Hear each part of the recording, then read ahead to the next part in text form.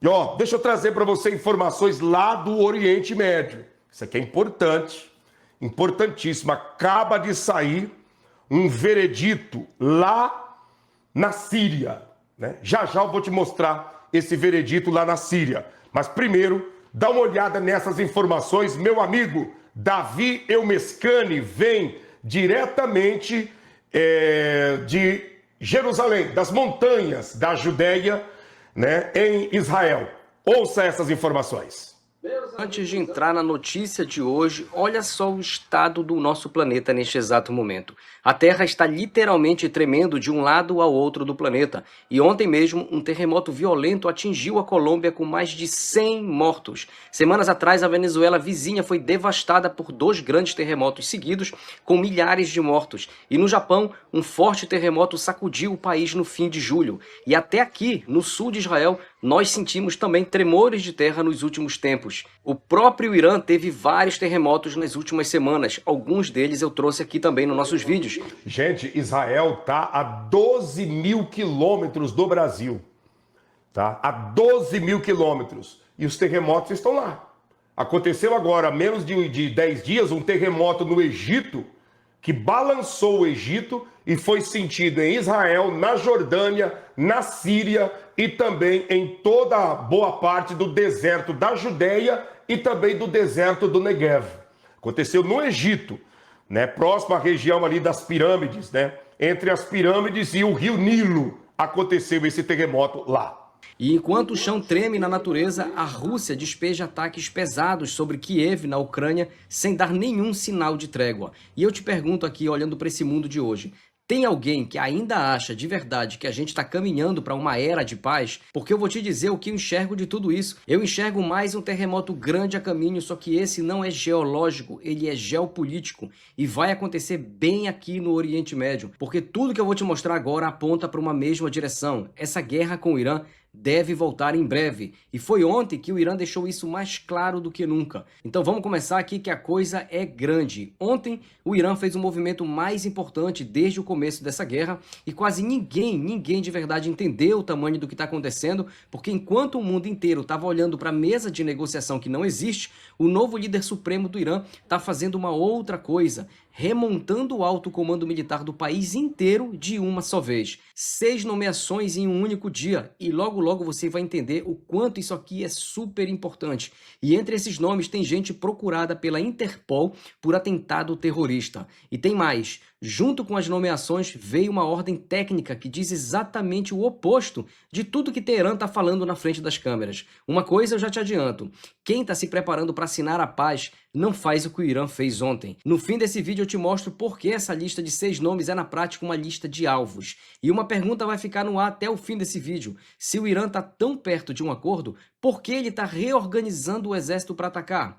E antes de começar, faz aquele favor de sempre, rápido, deixa aí o seu joinha, confere se você está inscrito no canal, liga o sininho. Direto de Israel, direto de onde tudo acontece, mas antes das nomeações... Gente, vamos lá. Se você não deixou o seu like, deixa o like, se inscreva aqui no canal. É meu compromisso orar todas as noites por você e por sua família. E para isso acontecer, eu preciso pelo menos de algum dado seu. E a plataforma me passa os dados, né, o nome do link da pessoa todas as noites. Então, faça isso, se inscreva agora que eu quero adotar você e sua família em minhas orações. O Trump respondeu, e respondeu do jeito Trump de ser. Ele escreveu que viu os representantes da República Islâmica pedindo indenização pelos danos do conflito dos últimos 5 meses. Um conflito que começou, segundo Trump, exatamente porque eles não vão ter uma arma nuclear. E aí ele virou o tabuleiro. Disse que a ideia é interessante, porque agora ele também está exigindo indenização do Irã. E aqui presta muita atenção porque ele não jogou um valor no ar. Ele detalhou. Indenização por todos os que o Irã matou e feriu com explosivos de estrada ao longo dos anos. Indenização pelas famílias dos mortos no ataque ao USS Cole, um contratorpedeiro da Marinha Americana. E para você que não lembra desse episódio ou não sabia desse episódio, deixa eu explicar aqui rapidinho porque ele é extremamente importante. Em outubro de 2000, esse contratorpedeiro estava ancorado no porto de Aden. Tá? Aden fica no Iêmen, só reabastecendo. Era isso que ele estava fazendo fazendo por lá. 2 terroristas da Al-Qaeda se aproximaram em um barco carregado de explosivos e se explodiram do lado do navio. O buraco aberto no casco tinha mais de 10 metros. Morreram 17 marinheiros americanos e dezenas ficaram feridos. Foi o maior ataque terrorista contra militares dos Estados Unidos antes do 11 de setembro. E aí você pode se perguntar, mas Davi, mas quem fez foi a Al-Qaeda, então por que o Trump está cobrando isso do Irã? Porque a justiça americana já respondeu a essa pergunta. Juízes federais dos Estados Unidos decidiram há muito tempo e mais de uma vez que o Irã deu apoio material à Al-Qaeda e por isso ele é responsável direto pelo ataque. Teve condenação, só para vocês terem uma ideia, que passou de 800 milhões de dólares e teve outra que chegou perto de 2 bilhões. Contra o regime iraniano, nesses mesmos processos. Resumindo a história, quando o Trump coloca esse navio na conta de Teherã, ele não está inventando, ele está cobrando uma dívida que o tribunal americano já reconheceu. E o Trump não parou nesse ponto aí da lista dele. Ele também exigiu indenização pelas famílias dos manifestantes inocentes que o regime matou dentro do próprio Irã ao longo de décadas. E mandou incluir também os danos e os mortos causados pelo Irã no Líbano, na Síria, no Iêmen e em Gaza. E fez questão de instruir os representantes dele a colocar essa exigência em cima da mesa em toda e qualquer negociação futura com o Irã. E agora, para aí um segundo e pensa no que está acontecendo aqui. O Irã pediu indenização e os Estados Unidos responderam com a fatura de 50 anos de terrorismo. Na minha leitura, isso aqui não é só uma provocação de rede social, é o Trump dizendo sem dizer que a exigência iraniana não vai ser respondida com concessão. Eles não vão receber o que querem. Ela vai ser respondida com uma exigência ainda maior. E se a resposta americana foi endurecer, a resposta iraniana foi muito pior. E é aqui que o vídeo vai ficar grande, porque enquanto essa troca acontecia na frente das câmeras, o novo líder supremo do Irã, o Mujtaba Khamenei, assinava 6 decretos de nomeação de uma só vez. E eu quero que você entenda quem são esses nomes, porque eles contam a história toda. Ali Abdullahi assume como chefe do Estado-Maior das Forças Armadas. E ele só está nessa... Gente, escuta isso daqui que é importante. O Irã está substituindo toda a cúpula do governo, tá? Na realidade, eles estão fazendo uma jogada, né? E colocando esses caras aí para ser queima de arquivo. A realidade é essa, eles estão colocando esses caras aí na frente para ser queima de arquivos. Porque eles sabem que Israel e os Estados Unidos vão procurar a cabeça desses novos 6, né, chefes de departamentos da guarda e do regime dos ayatolás. Isso aí é questão de dias. Então eles estão preparando, né, uma queima de arquivo programada. Essa é a realidade. Contam a história toda. Ali Abdullahi assume como chefe do Estado-Maior das Forças Armadas. E ele só está nessa cadeira, só para lembrar vocês, porque o antecessor foi eliminado na guerra. O outro é Yilmaz Heidan, ex-comandante das Forças Terrestres do Exército, vira o número 2. Ahmad Vahid é confirmado como comandante-geral da Guarda Revolucionária. E esse nome aqui, guarda ele com carinho, tá? Com carinho, porque eu já volto para explicar quem é essa pessoa. Mustafa Izzadi assume como vice. Ali Azamai vai comandar a Força Naval da Guarda Revolucionária. E o 6º nome, Hussein Taeb. Ele volta ao poder agora como chefe do Basij. Vocês lembram do Basij? A milícia paramilitar do regime. Taeb é ex-chefe da inteligência da Guarda Revolucionária, é o homem do aparato de repressão interna, o que caça dissidente, o que prende e mata iraniano dentro da própria casa. E ele estava fora do jogo até agora, e agora ele voltou. Então pensa no recado que isso aqui manda. No momento em que o regime deveria estar mostrando flexibilidade para fechar algum acordo, ele traz de volta justamente o homem da repressão. E agora eu te devo aquele nome que pedi para você guardar no início, Ahmad Vahid, o novo comandante-geral da Guarda Revolucionária. Vahid foi o primeiro comandante da Força Quds. Lembra da Força Quds? O braço da guarda que faz as operações fora do Irã. E foi exatamente na época dele, à frente dessa Força Quds, que aconteceu o atentado contra o Centro Comunitário Judaico, lá em Buenos Aires, em 1994. Um atentado que matou 85 pessoas e feriu centenas. O maior ataque antissemita das Américas desde a Segunda Guerra Mundial. A justiça argentina apontou ele como um dos caras que planejaram tudo isso, E a Interpol mantém até hoje uma notificação vermelha contra ele por causa desse atentado. Ou seja, o homem que agora comanda toda a Guarda Revolucionária do Irã é um foragido internacional por terrorismo. E não é o único da lista com esse histórico. Anteontem, o mesmo líder supremo já tinha colocado Mohsen Rezaei, lembra dele também? Na chefia do Conselho Supremo de Segurança Nacional. E Rezaei também carrega uma notificação vermelha da Interpol pelo mesmo caso em Buenos Aires. Então, repara no que o Irã está fazendo na cara do mundo. 2 homens ligados ao maior atentado antissemita da história das Américas, os 2 foragidos da Interpol, os 2 promovidos ao topo do poder militar e de segurança do país, tudo isso na mesma semana. O Ministério das Relações Exteriores de Israel soltou uma nota sobre tudo isso aí e foi bem direto. A República Islâmica glorifica o terrorismo, recompensa quem o planeja e promove essas pessoas aos níveis mais altos do poder. Não é um regime se preparando para virar a página, é um regime premiando quem sujou as mãos de sangue. E agora eu te mostro aqui o detalhe técnico que fecha o raciocínio e que é o coração de todo esse vídeo.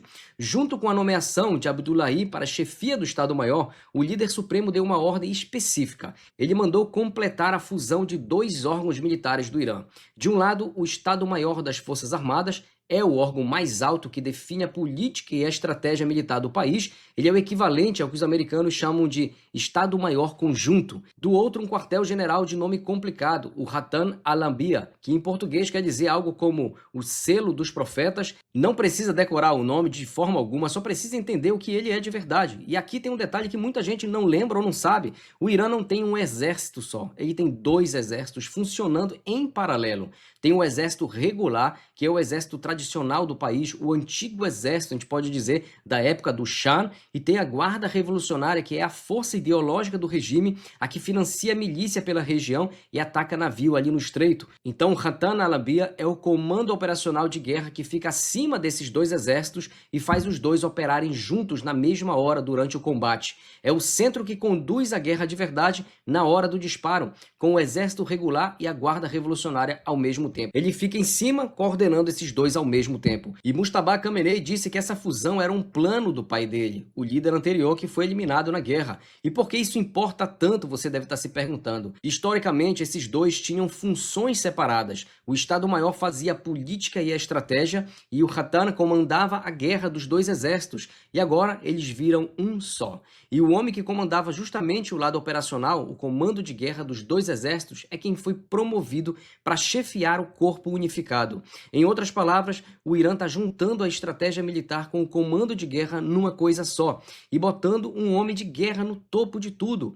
Isso não é um ajuste burocrático qualquer, é um país encurtando a distância entre a decisão e o gatilho, sem intermediários. E olha só o que veio escrito junto com os decretos: ordem de aumentar a prontidão das Forças Armadas e da Basij e de se preparar para responder rápido a todo tipo de ameaça. Segundo os relatos, a linguagem usada foi de preparação para operações ofensivas de alto poder. Ofensivas, não defensivas. Então vamos juntar aqui as 2 metades do dia de ontem. Na frente das câmeras... Gente, antes dessa conclusão aqui, eu quero pedir para você encarecidamente nos ajudar, deixando o seu like, se inscrevendo aqui no canal. O like está bem baixo.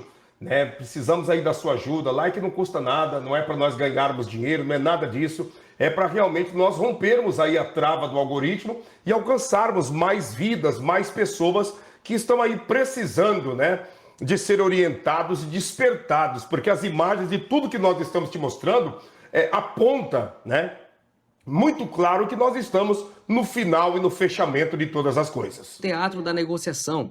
Nós queremos indenização, nós estamos conversando com o Oman, nós estamos abertos a um entendimento. E por trás das câmeras, o preparo de verdade. Comando militar remontado, estratégia e comando de guerra fundidos em um órgão só, repressor de volta ao poder, foragido da Interpol no topo da Guarda Revolucionária e ordem escrita de prontidão ofensiva.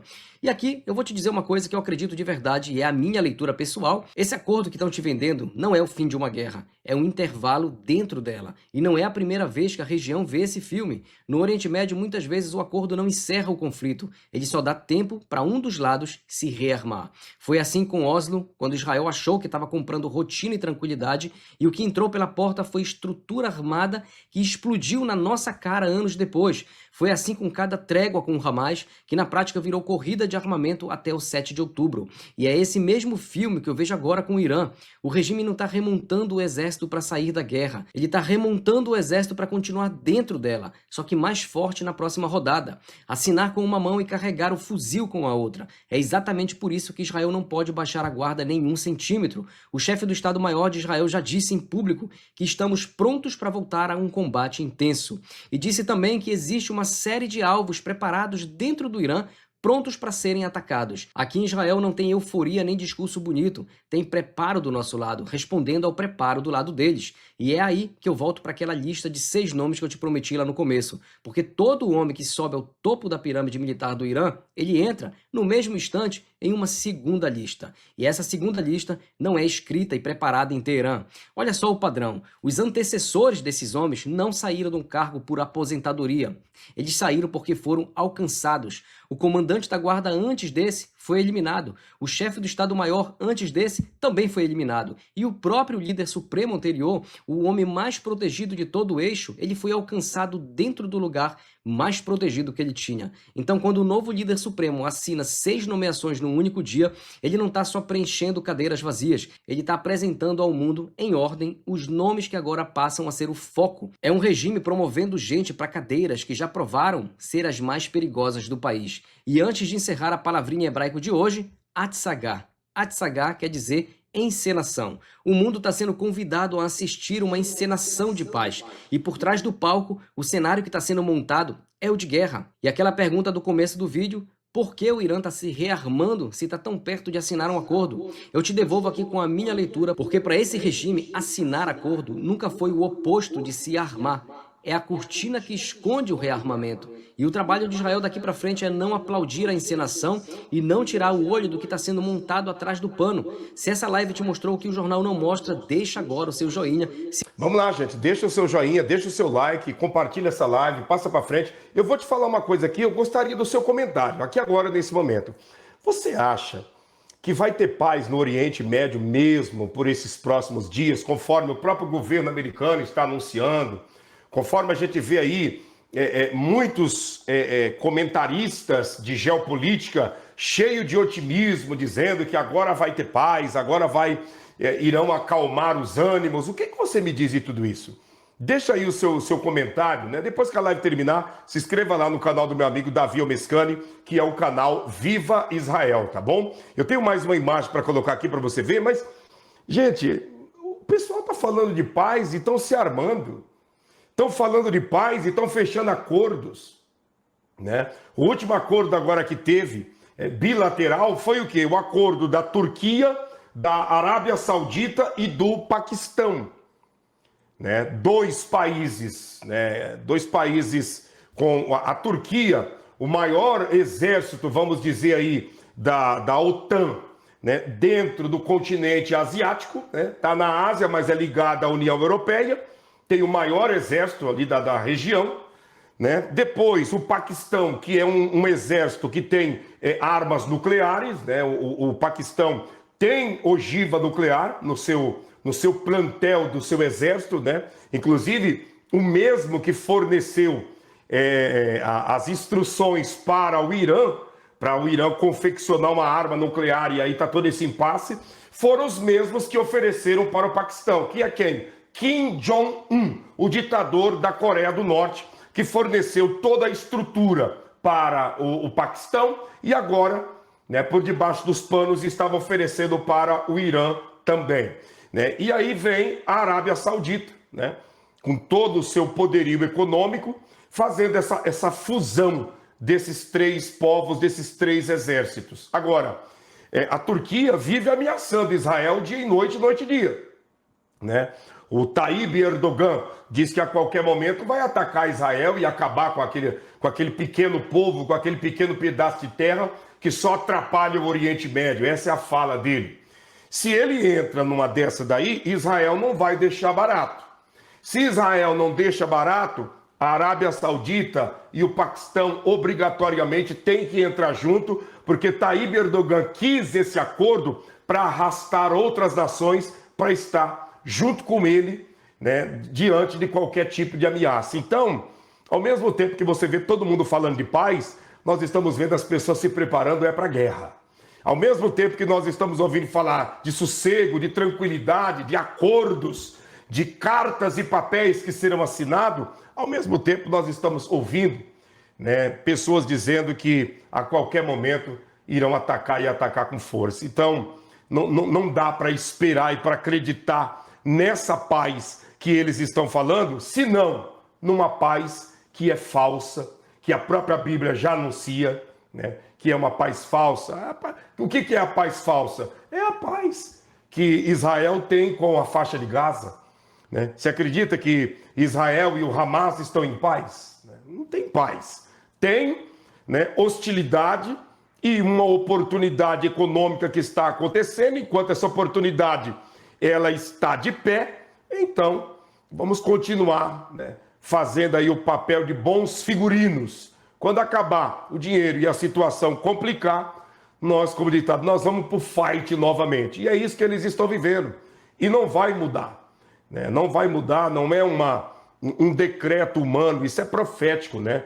Não vai mudar, nada será alterado. E agora eu tenho aqui também outra informação da Síria, porque as autoridades da Síria, né, deu o veredito nesse dia de hoje da condenação à pena de morte do ex-ditador da Síria, Bashar al-Assad, que foi deposto do trono de ditador de décadas que ele e a família estavam ali à frente do governo, agindo com tirania. Era um parceiro do Irã ali na Síria, né? E fugiu, está escondido lá na Rússia, né? Está escondido lá. E agora, nas últimas horas, saiu o decreto da pena de morte para Bashar al-Assad. Vamos ver no que vai dar tudo isso. Dá uma olhada nessa matéria. Ex-ditador da Síria foi condenado à pena capital, condenado à pena de morte dentro do seu país, de acordo com a justiça síria, pelos crimes cometidos durante os 14 anos da Guerra Civil. De acordo com a Procuradoria, ele cometeu crimes de guerra e crimes contra a humanidade, incluindo execuções e tortura, que vitimaram pelo menos 500 mil sírios. Dentro dessa condenação, também foram condenados o seu irmão, Maher, e o seu primo Atef Najib, que está na Síria e pode vir a ser aquele único a cumprir essa pena. Lembrando que quando acabou o governo sírio, depois de mais de 50 anos de ditadura Assad, seja o pai Hafez al-Assad, seja Bashar al-Assad, ele fugiu para a Rússia em dezembro de 2024, onde permanece com o paradeiro desconhecido, apesar de ter o pedido de extradição já feito pelo atual presidente Ahmed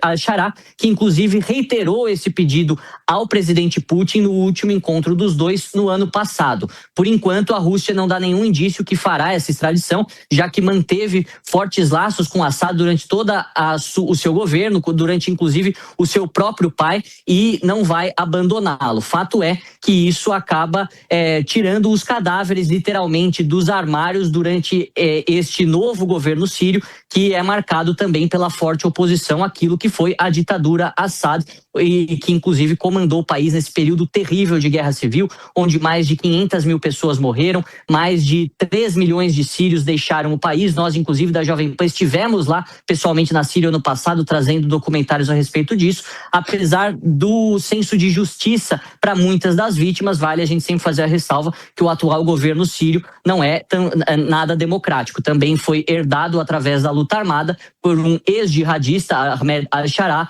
que dá sinais bastante ambíguos sobre o futuro do país. A gente vai acompanhar essas repercussões, principalmente em relação à Rússia, que ainda não se manifestou oficialmente local de residência da família Assad desde 2024. Gente, esse cara, né, se você olhar, muitos podem dizer assim, meu Deus, a pena de morte. Esse cara que você está vendo aí na imagem, do lado da bandeira da Síria, esse cara, ele eliminou, tá? Ele eliminou 500 mil pessoas. Eu não estou inventando, são dados levantados, tá? Por órgãos, né, de confiança da ONU e também órgãos dentro do próprio país da Síria. Esse cara eliminou 500 mil de pessoas. E agora chegou a sentença para ele e para a família. Né? Para ele e para toda a família. Um verdadeiro tirano, um verdadeiro pedacinho do diabo entre os seres humanos, foi e é esse cara. E aí ele correu para sentar no colo do amigo dele, que é o Pudim, que recebeu ele de braços abertos lá na Rússia. Né? O que está no lugar dele, né, é o Ahmad al-Sharab, né? Ahmad al-Sharab, que era o líder do Estado Islâmico, ficou preso muito tempo pelos Estados Unidos. Os Estados Unidos soltou, né, o Ahmad al-Sharab, né, da prisão. Ele montou o grupo, não com o nome de Estado Islâmico, mas como um grupo de resistência, e fez uma revolução sanguinária na Síria, que foi quando derrubou a ditadura de Assad, que fugiu para a Rússia, e agora ele é o presidente. Ele que era o líder do Estado Islâmico, agora, né, está embutido dentro de um terno. Né? É um criminoso engravatado que está comandando a Síria. Mas pelo menos não serve como ponte para o Irã, como era esse daí. Que Ali Khamenei mandava armamento para ele e do país dele era distribuído para a faixa de Gaza, para o Hezbollah do Iraque, para o Hezbollah do Líbano e para as milícias armadas do Iraque e também dos países ali da região do Afeganistão. Esse cara aí, ele é um demônio em vida. E a própria população manifestou, né, a condenação dele. Olha o que eu estou falando aqui, eu vou ler para você. Durante os 14 anos do conflito na Síria, associada ao regime de Bashar al-Assad, estima que organizações de direitos humanos apontam que a guerra civil deixou cerca de 500 mil mortos no total. Organizações de monitoramento como o Observatório Sírio de Direitos Humanos atribuíram a imensa maioria das mortes de civis, dezenas e milhares, né, que perderam a vida nesse período de 2014 até meados de 2000, ou melhor, durante 14 anos, desde 2010 até 2024. Então, de 2010 a 2024 foram 14 anos que 500 mil de pessoas foram eliminadas pela ditadura desse treva que você está vendo aí na imagem parado aí, né? E agora chegou a sentença sobre ele, né? E que Deus tenha compaixão do povo da Síria, que é um povo muito sofrido. Meu Deus do céu, que povo sofrido. Não só a Síria, mas o Líbano, boa parte dos países do Oriente Médio que vive pela guerra, vive uma situação miserável, uma situação deplorável. Você entra no território da Síria, uma legião de meninos pequenos correndo atrás de você pedindo, né, um dinar, pedindo uma prata para comprar que seja um pãozinho ou alguma coisa para comer. Uma fome imensa, imensa. Tem gente lá que a fome é tão grande que tem pessoas que chegam naquela região e eles quebram um galho de gafanhoto, né, que é uma árvore que tem lá, que dá umas vagens parecendo vagem de soja, né? Quebra ali um galho de gafanhoto e vem te oferecer, né, $1, te oferece um galho de gafanhoto cheio de vagens para você dar $1, né, para eles comerem qualquer coisa. Toda a miséria que ficou exposta por causa desse treva que fez tudo isso no país da Síria, né? E assim é no Irã, é no Iraque, é em todos os lugares que você andar ali no Oriente Médio. Um dos lugares que tem prosperidade ali é Israel. A Arábia Saudita é um território próspero. O Bahrein tem algumas áreas próximas. O Catar também tem algumas áreas prósperas. A Jordânia. Mas tem países que a prosperidade é só para o ditador, é só para quem está envolvido, como os grandes lá da Sharia e o resto. Que Deus tenha misericórdia, infelizmente. Gente, eu vou te mostrar uma imagem importante aqui para você. Eu peço a todos, mais uma vez, que ainda não se inscreveram aqui no canal, se inscreva, ative o sino das notificações e vamos caminhar juntos, gente. E onde está a condenação desse Treva, pastor? Ele foi condenado à pena de morte, agora compete ao Pudim extraditar ele de dentro do país gelado para a Síria, né? O primo dele está lá dentro da Síria e com certeza esse não vai escapar. Mas ele e o irmão e toda a família estão escondidos na Rússia. Vamos esperar, né, que automaticamente que eles venham ser deportados e diante do povo que eles tirou a vida de familiares, né, que eles venham receber o salário deles também, porque esse tipo de gente é igual Saddam Hussein. Até na hora da morte está ali, gritando Allahu Akbar, fechando o punho e gritando morte contra as pessoas, né? Isso aí é um Treva, uma alma negra que não quer se reconciliar com Deus e nem com a humanidade. Isso aí é escuridão. Tem gente que vai até o fim na prática da maldade porque escolheu, né?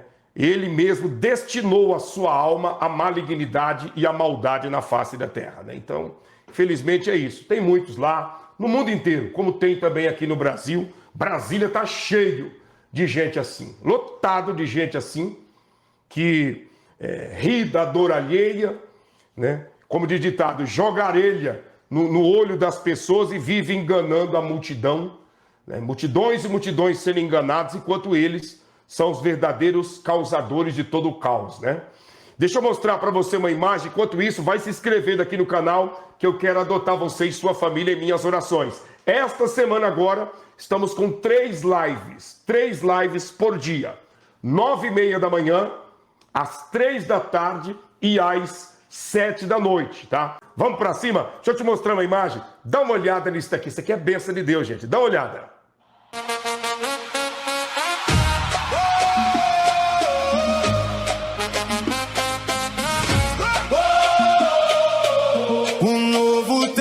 Que chegou, Deus transformou em a matanda, a graça superabundou. Deus transformou. Gente, uma bênção. Deus está transformando a história das nossas crianças em Moçambique. E não é falácia, é real, tá? E eu vou mostrar para você, Deus está transformando a história de crianças, de mulheres abandonadas e repudiadas pelo marido, das idosas, as vovós estão tendo uma nova esperança, uma nova expectativa. E hoje foi mais um dia, né? Está sendo mais um dia de grandes conquistas, mais um dia de bênção, mais um dia de vitória, que eu quero aqui agora contar para vocês o que realmente aconteceu ali na nossa região de Inhamboca, aonde nós temos a nossa roça, a nossa machamba, que foi que já tombamos a terra, já lançamos, antes de lançar as sementes, compramos a motobomba com as mangueiras e já foi feito o trabalho também de plantio.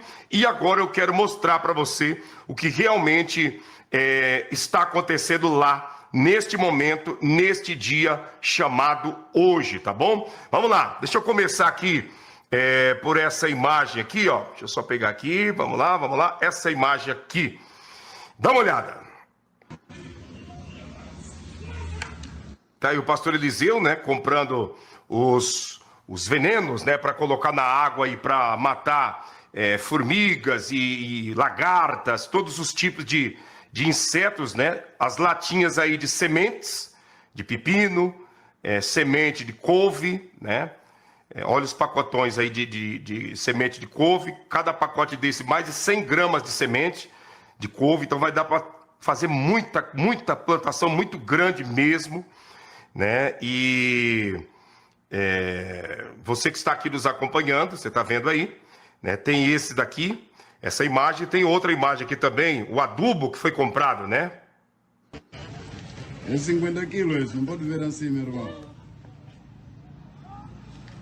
Aí estamos amarrando já. Tá aí o adubo, né, de 50 quilos que vai ser usado para fertilizar toda a terra, né? Toda a terra ali que já recebeu as mudas e agora passarão, né, com um adubo. Primeiro passarão um adubo, veneno para matar as pragas e os bichos, né, os insetos. E depois já vem novamente uma nova rodada, molhando tudo para o crescimento acontecer. Essa semana nós teremos aí, né, uma bênção da parte de Deus para mostrar para vocês, eu tenho certeza disso. Dá uma olhada. Tá, tem falta mais de alguma coisa aqui? Nada, a semente já assim mesmo dá, chega. Chega, né? O que nós queríamos era isso É mesmo. isso mesmo. Ok. Tá Já muito tem certo. aí adubo, que Exatamente. é este, medicamentos, Sim, né? sim. E não falta mais nada. Nada, nada. A pena é bomba. Bomba e esse medicamento de gazebo Gazebo e pepino. e pepino. Pronto, Sim. tá certo. Tomate. Deus abençoe. Tomate. Estamos juntos. Muito. Bom, tá aí, né, o pastor Eliseu com os mestres ali, os agricultores, né, mostrando ali o veneno, também as sementes e tudo que eles receberam lá. Vamos lá, tem mais imagens aqui. Extraordinário, pastor Claudinei, Deus abençoe o senhor abundantemente em nome de Jesus Cristo de Nazaré. Estou aqui em Ampoca, acabo de chegar com as sementes, né? Graças a Deus conseguimos comprar. Assim como vocês podem ver, já arrumamos aqui embaixo, né? Eu acabei esquecendo.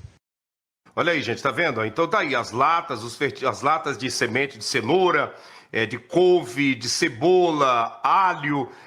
Temos ali o saco grande de adubo, esse saco menor ali é milho. Temos ali as 2 garrafas de inseticida.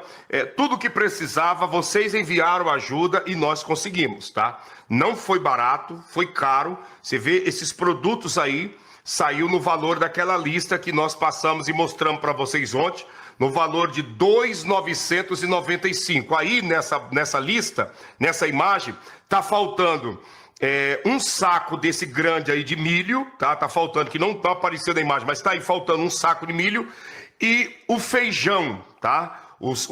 As 3 bolsas de feijão também que foram compradas. E além disso, mais sementes de pepino, tá? Então falta aí na imagem semente de pepino, falta um saco de milho, 3 bolsas de feijão verde para ser plantado, mas todas estão aí. Só não apareceu na imagem, mas estão todas aí para serem automaticamente plantado, né? Tomate, é isso, né? Mais o quê? Bomba, Gazebo. gazebo. Assim que eu for, porque principalmente bomba eles antes de me falaram, e tanto como este medicamento chamado gazebo. Gazebo, Serve para o quê? Para Não frio, queimar. para não queimar frio. Para não queimar Das plantas. as plantas? Sim, sim. Sim. Então eu vou ver lá com eles, vou tentar ver o que faço. Bomba aquele de regar. Fica com ele. Sim, Regar com ele? Sim, precisa 2 bombas. Precisar com ele medicamento. Medicamento para postar por nas verduras. Aquilo que faz de colocar no colo. Atrás, exatamente. Tá bom, então 16 litros.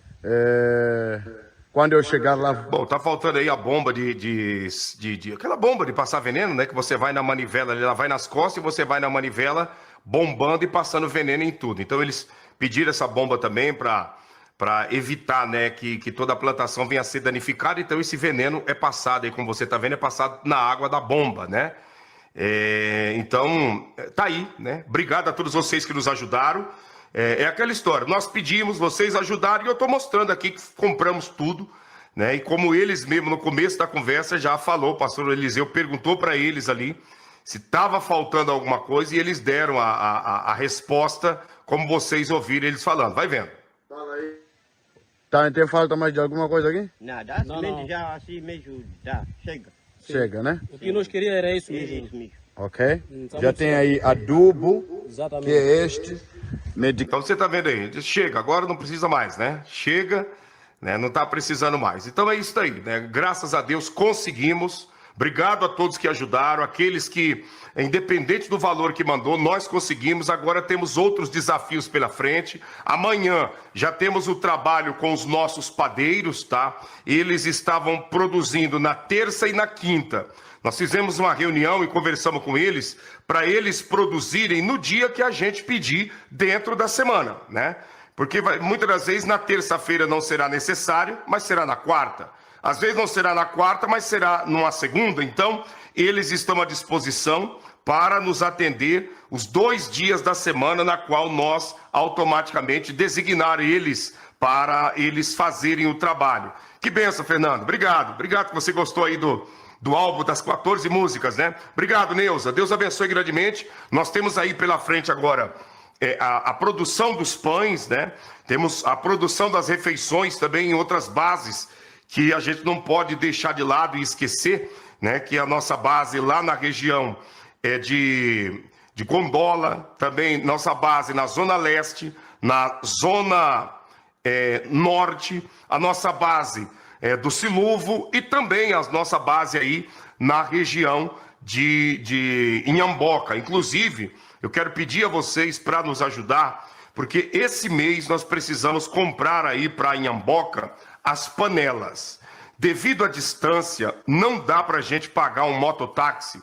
Cada vez que o mototáxi vai lá para levar qualquer coisa, é 1.500 meticais, ou seja, R$150. É muito caro, muito caro. Então, a gente precisa comprarmos as panelas e deixarmos lá, porque aí, toda vez que for ter a refeição, os mototáxis irão levar só os alimentos, porque as panelas já estarão lá, né, com o encarregado aí da nossa lavoura, né, ele que está responsável, ele cuida também lá na casa dele, guarda as panelas e ficará mais fácil assim o trabalho. Interessante o que o Josimar escreveu aqui, né, sobre o que tem na couve, né, as proteínas e vitaminas que tem. A couve é uma hortaliça, um legumes maravilhoso, né, maravilhoso. Tanto ele cortado pequeno, cru e temperado, como ele refogado também, tem muito ferro e muitas vitaminas, né? Então, você que está aqui nos acompanhando, nos ajuda. Não, lá não existe a palavra misericórdia no tocante a dinheiro, né? Lá a mordida é gigante. Aqui para você pagar R$150 em um Uber, por exemplo, você vai rodar a cidade inteira por muito tempo para gastar R$150, né? E ele ainda te deixa na porta de casa. E eu acredito que R$150 aí, se você chamar um trabalhador de Uber, que depende da cidade do Brasil, ele passa a manhã inteira correndo contigo e te deixa na porta de casa por R$150. Lá é o valor de um mototáxi para levar o material até a nossa roça. Então, realmente é complicado, né? Mas nós, breve, tudo isso vai se acabar. Quando tudo normalizar, a gente vai colocar um trator para abrir uma estrada ali, aí o pastor entra de carro lá e o problema vai se acabar, eu tenho certeza disso, né? Então você que está aqui, nós pedimos para você encarecidamente nos ajudar. Hoje nós temos o desafio dos valores para os pães, né?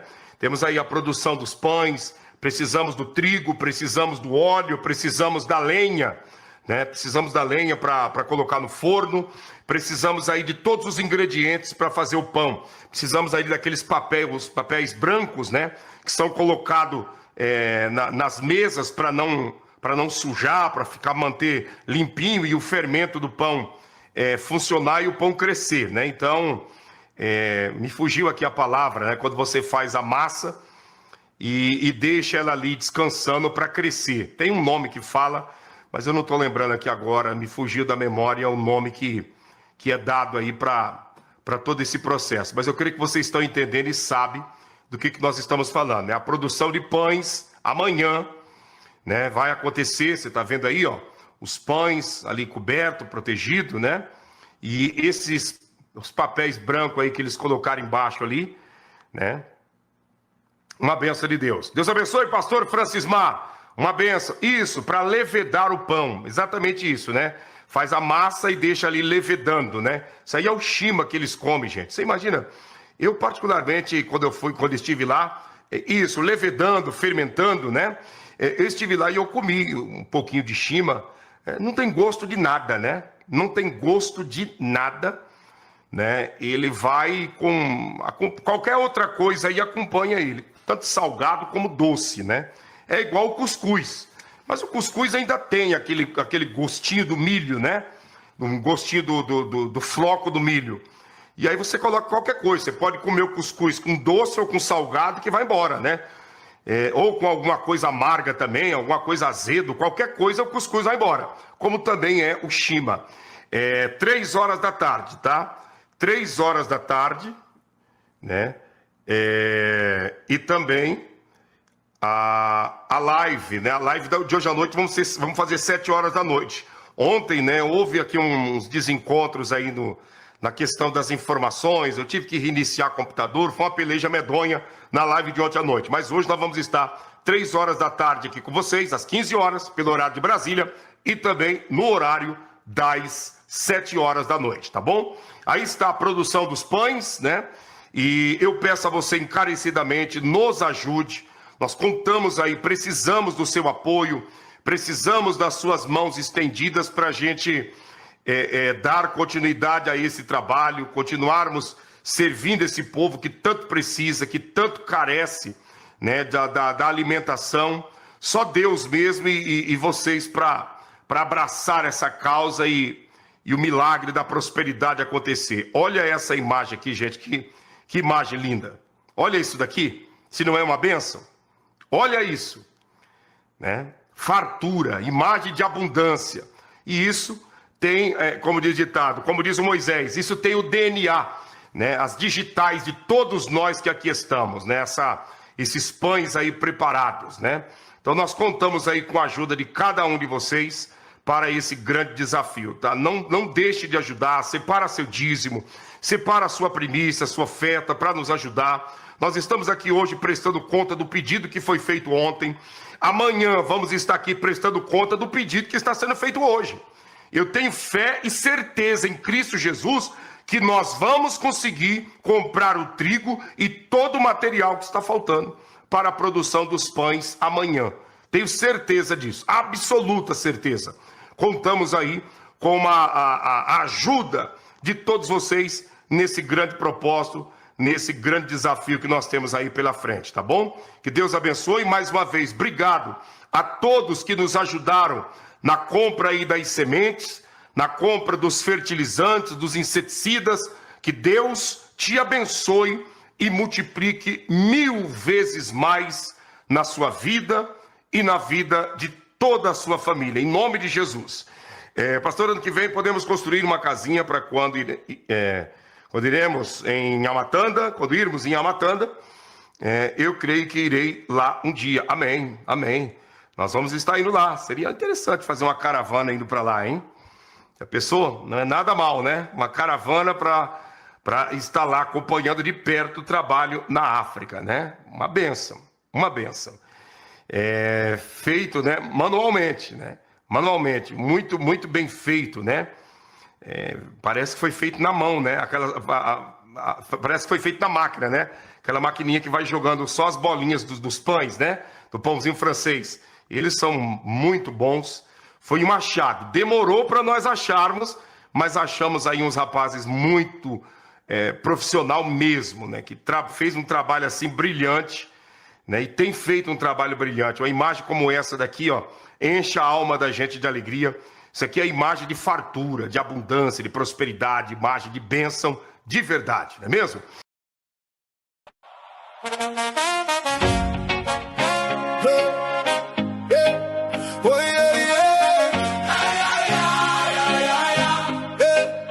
Se a minha voz não alcança um coração, é só o vento levando uma canção. Mas quando o amor transforma o meu viver, o mundo inteiro começa a compreender. Cristo mostrou o caminho da cruz, servindo em silêncio, irradiando luz. Quem ama reparte, consola e conduz, reflete na terra o caráter de Jesus. Não basta dizer, é preciso viver. Quem segue Cristo aprende a servir. O amor é a marca dos filhos de Deus, levando sua luz por onde existir. Extraordinários,